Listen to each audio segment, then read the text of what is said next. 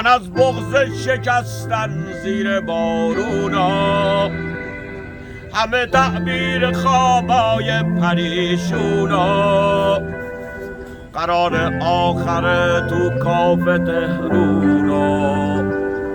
میدونستم که دستامو نمیگیری، از اون آهنگی که پخش شد توی ماشین، از اون عکسایی که انداختی با دوربین، از اون حرفاها که میگفتی واسه تسکین.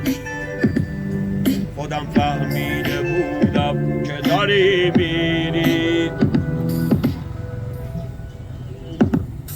من از بیرحمی سوز شب برفی، سکوت لحظه هایی که تو کم حرفی، روزایی که نداشتیم واسه هم حرفی، شدم مثل دیوونه های زنجیری. بهم میگفتی یاد من فراموشه، چه شعرهایی که میخوندم توی گوشت. خودم فهمیدم از گوشی خاموشت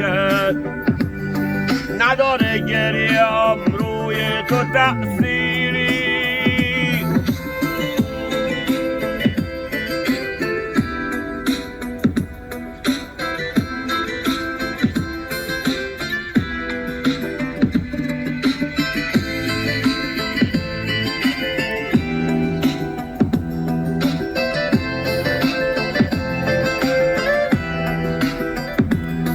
تو هیچ وقت حال این مردم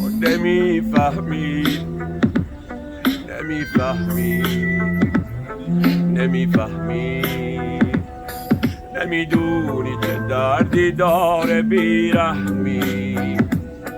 تو بیرحمی، صدای زوزه گرگ بدن زخمی. تو هیچ وقت توی قلب من نمیمیری. من از بیرحمی سوز شب برفی، سکوت لحظه هایی که تو کم حرفی، روزایی که نداشتیم واسه هم حرفی، شدم مثل دیوونه های زنجیری.